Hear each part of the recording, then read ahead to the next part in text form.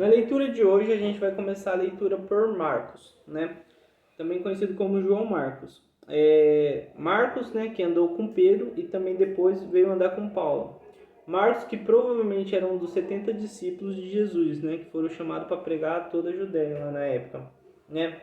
Esse evangelho aqui que está escrito, ele foi escrito juntamente com Pedro, né? Pedro que andou sobre as águas. Ele escreveu junto com Pedro, pois provavelmente Pedro como era pescador, ele não sabia escrever. Então Marcos, que sabia, escreveu junto com Pedro esse evangelho.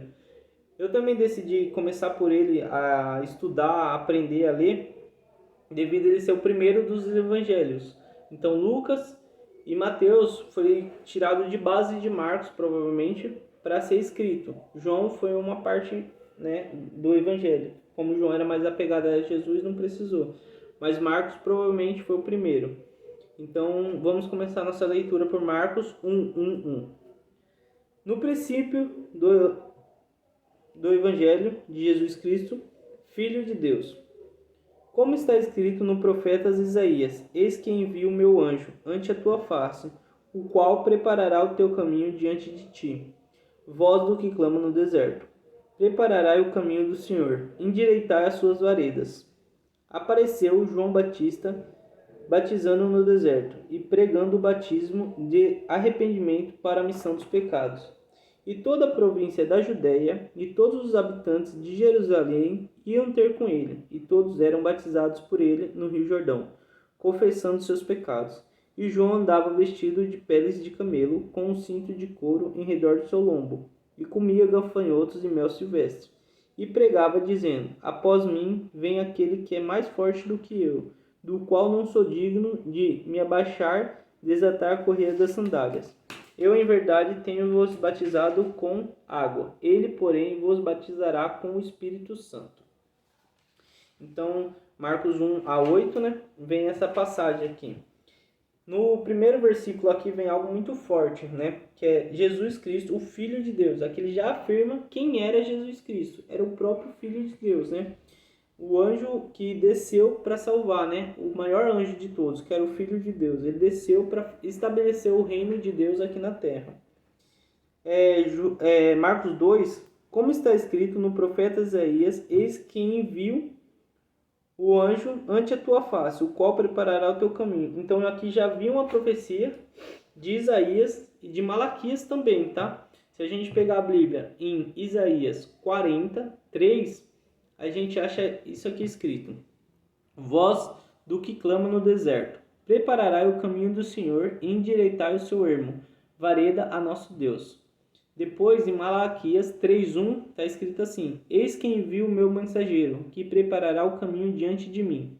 E de repente virá o meu templo, ó Senhor, a quem vos buscais, e o mensageiro da aliança, a quem vos desejais. Eis que vem ele, diz o Senhor dos Exércitos.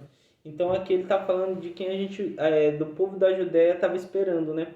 O que acontecia? Roma, né, dominou Israel naquela época e colocou eles para pagar tributos. Eles passavam uma fase bem difícil. Então eles estavam esperando a volta de Deus na terra, né? Porque também já era profecia. E João vem depois de uma passagem de 400 anos sem pregador, sem profeta na terra. Então o pessoal estava clamando muito por isso nessa época, pois ficaram 400 anos sem ouvir a voz de Deus. Lembrando que o pessoal de Israel tinha um contato quase sempre com Deus, pelo um profeta, pelo próprio Deus.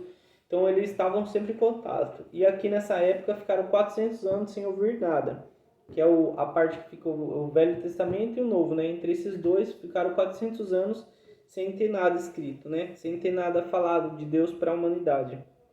Então João vem pregando que agora sim era chegado a época de Deus. O reino de Deus viria à terra. Jesus estava descendo. Então ele falava: arrependam-se, pois é chegada a hora, né? Arrependam-se. Aqui em quadro ele fala, né? Apareceu João Batista no deserto pregando o batismo de arrependimento para a missão dos pecados. Então o batismo era para isso, era para se arrepender dos pecados, né? Se remir, né? Pedir perdão pelos pecados. Só que também era para endireitar, né? Então não adianta nada eu pedir perdão para Deus, né? Ser batizado e continuar na vida que eu tinha. Então a gente tem que mudar. Aqui vem essa passagem falando: arrepende-se, pois é chegado o reino de Deus. E aqui é bem interessante de ver que quando Deus vem, o reino de Deus vir à terra e não vai ter mais tempo de arrepender. Então era coisa urgente. Quando Jesus chegar, a gente tem que estar arrependido, porque aí já acabou tudo. E por que João pregava dessa forma?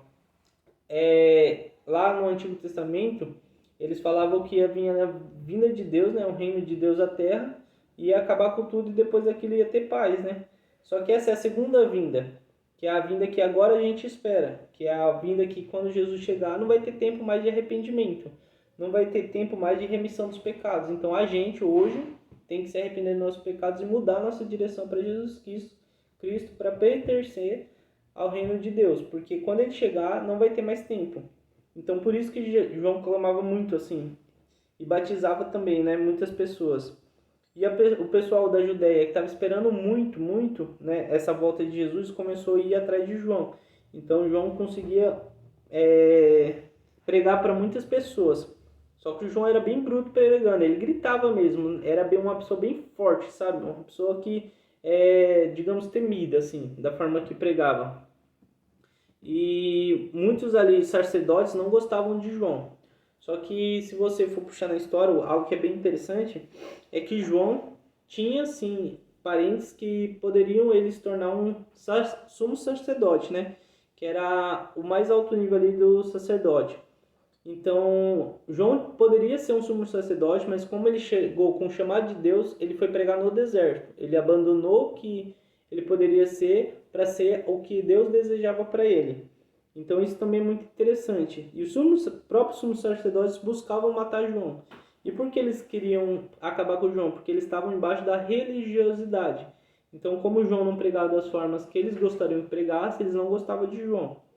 E João poderia ser um deles, mas como Deus queria endireitar o caminho, colocou ele no deserto para pregar. E falava, arrependa-se dos seus pecados, vamos buscar a Deus, porque é chegada a hora. Né? E outra coisa que é bem interessante aqui é que João, ele literalmente deixou de ter uma vida boa para viver no deserto por Deus. Então aqui traz outra situação para a gente. A primeira, para a gente pertencer ao reino de Deus, a gente tem que se arrepender dos nossos pecados. A segunda é que a gente tem que deixar a vida nossa de lado para viver a vida que Deus deseja para a gente. Porque João poderia viver uma vida tranquila, boa, comendo do bom e do melhor, como sumo sacerdote. Mas ele escolheu fazer a vontade de Deus. E assim também tem que ser com a gente. A gente tem que escolher fazer a vontade de Deus. Em Marcos 1,6, aqui também fala a forma que João se vestia, né? João andava vestido por peles de camelo e com um cinto de couro ao redor de seus lombos. O camelo naquela época era tido como imundo, né, aos olhos dos judeus. E ele teria um temperamento hostil, assim como era o temperamento provável de João, algo muito hostil. E aqui a imundície que ele se tratava eram os pecados. Então o João se vestia da imundície do camelo, mostrando que aquele povo estava imundo. Aquele povo precisava se arrepender. Era isso que simbolizava. Mas também o camelo também simbolizava o que? A falta de água, né? Que o camelo consegue ficar dias sem beber água. Porque Deus é a água da vida. Então se a gente beber da água, da fonte da água da vida, a gente não vai precisar de água. Isso também o camelo trazia um pouco disso, né? Naquela época, por mais que eles não entendessem tanto, era um pouco do que João queria trazer. Então o camelo trazia o arrependimento aos pecados e a vinda de Jesus. O cinto de couro que o João usava fazia lembrar a opressão que o pessoal ali da fazenda tinha com os bois, que era a mesma opressão que a gente tem quando a gente está em pecado, né, o nosso jugo. Então ele representava isso naquela época, para a gente se livrar do nosso pecado, tirar o pecado, para não ter que carregar coisas pesadas, difíceis, viver uma vida difícil. Então, essa questão, porque a gente, quando está em pecado, a gente carrega um peso muito forte. A gente só pode andar, né, com o jugo na direção que quer. Então, o pecado leva a uma vida mais difícil, mais complicada, mais ruim mesmo. Então, ele falava, se arrependam por isso também. Para pertencer ao reino de Deus, a gente tem que viver uma vida boa, tranquila, mas sem pecado.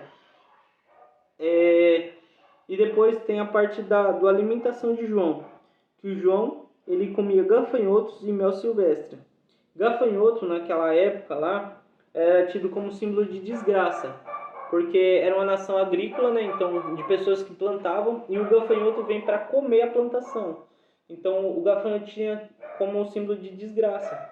E lembrando, João poderia ser um sumo sacerdote que comeria do bom e do melhor, mas mesmo assim ele escolheu comer gafanhotos, que era algo como tido como desgraça. Então aqui tem dois simbolismos. A primeira simbolismo é que eu não vivo por mim, eu vivo para Deus. Então, se ele fosse viver por ele, ele comeria o melhor, né, da terra, mas ele escolheu viver para Deus. Aí você fala, mas nossa, então Deus quer algo ruim? Não, não é isso. Gafanhoto tem muito nutriente bom. E o segundo é que o que era tido como uma desgraça, né, que era o gafanhoto, ele estava comendo, ou seja, ele estava acabando com aquilo. E ninguém conseguia enxergar isso ainda. E depois o mel, né, silvestre, que era como Deus é, né? Deus é algo doce, tranquilo, né? E o mel também serve para remédios, purificação de algumas coisas. Então, Jesus é isso. Ele é algo doce e traz cura pra gente. Quando a gente se arrepende dos pecados, a gente pode ter uma vida mais doce e também com cura, né? Quando a gente tiver com dificuldade e tudo, a gente pode buscar Jesus. Então essa primeira parte de Marcos fala muito sobre isso. A gente tem que se arrepender para buscar o reino de Deus, né? O reino dos céus, que lá a gente vai ter uma vida mais prazerosa, melhor do que é aqui na terra. E para isso a gente precisa se arrepender, a gente precisa se batizar, né? E bem nesse finalzinho aqui, ó, em Marcos 8, em verdade vos batizo com água, mas ele batizará com o Espírito. Ele fala que o Espírito de Deus iria descer para a terra. Hoje a gente tem o Espírito de Deus, hoje tem um Espírito de Deus falando com a gente. E a gente tem que dar ouvidos para isso, para que a gente não peque. E voltando aqui um pouco, né? E pregava dizendo, após mim vem aquele que é mais forte do que eu, do qual eu não sou digno de me abaixando, desatar a correia da sandália. Ele fala da grandiosidade que era Jesus. Jesus era muito grande, ele era o Filho de Deus. Mas mesmo assim aconteceu tudo o que aconteceu, porque o pessoal não conseguiu enxergar isso em Jesus. Ele era um ser divino que o pessoal decidiu, né, depois mais para frente a gente vai ler, matar. Então, essa primeira passagem mostra que nós, para entrar no reino de Deus, temos que se arrepender dos nossos pecados, porque ainda há tempo, né? Só que vai ter um dia que não vai haver mais tempo, que é na segunda volta de Jesus. Então, e seguir a Deus. Então, endireitar nossos caminhos. Não adianta nada falar, eu acredito em Deus, eu tenho fé, se eu não endireito meus caminhos, eu não me arrependo dos meus pecados. Então, aqui mostra muito isso, que a gente deve procurar essa melhora da nossa vida. E mostra também um pouquinho quem Jesus é, como Deus é, né? Ele é doce, ele é agradável, ele é perfeito. O jugo fica mais leve quando a gente está com ele. A gente vai passar por tribulações, mas ele vai dar forças para a gente superar. Então, é muito disso se retrata isso aqui. A João pregando isso para o pessoal e aqui Jesus estava vindo. Mas lembrando que provavelmente João ele acreditava nessa segunda vinda de Jesus, que era a vinda que Jesus ia destruir tudo. A maioria do pessoal ali, né, acreditava ia fazer um novo reino, ou seja, colocar Israel como cabeça de nação. Só que ainda não era chegado esse tempo, era o tempo que Jesus ia vir como humilde.